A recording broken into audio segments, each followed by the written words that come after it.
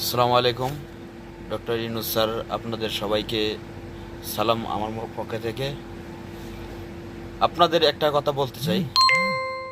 কথাটা হইল, আমরা যতগুলো প্রবাসে আছি, আমরা যখন দেশে চলে যাই লাগেজ নিয়ে, আমরা টলি নিয়ে গাড়ি পর্যন্ত যাইতে পারি না মাল নিয়ে।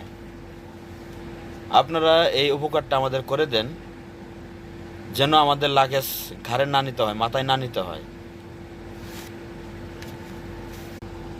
আমাদেরকে এই সুযোগ সুবিধাটা আপনারা করে দেন। যত প্রবাসী আছে সবাই যেন গাড়ি ট্রলি নিয়ে যেন গাড়ি পর্যন্ত যেতে পারে।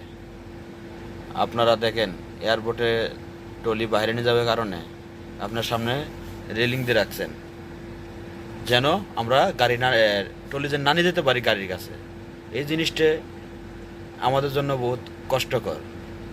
দেখেন, আমরা প্রবাসে আসি, দেশ থেকে আসার পরে আমরা 1 মাইল দূর পর্যন্ত আমরা ট্রলি নিয়ে যাই, আমাদেরকে কেউ বাধা দেয় না। কিন্তু আমাদের নিজের দেশে আমাদেরকে সবাই বাধা দেয়। কেন? কেন এটা? আমাদের সরকারে কি করে? আমাদের পুলিশ প্রশাসন কি করে?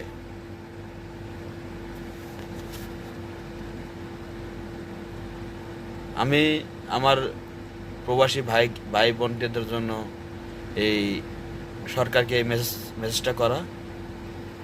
আমার ভিডিও যাদেরকে ভালো লাগবে তারা লাইক করবেন, শেয়ার করবেন, সবাইকে দেখার সুযোগ করে দেবেন। আসসালামু আলাইকুম।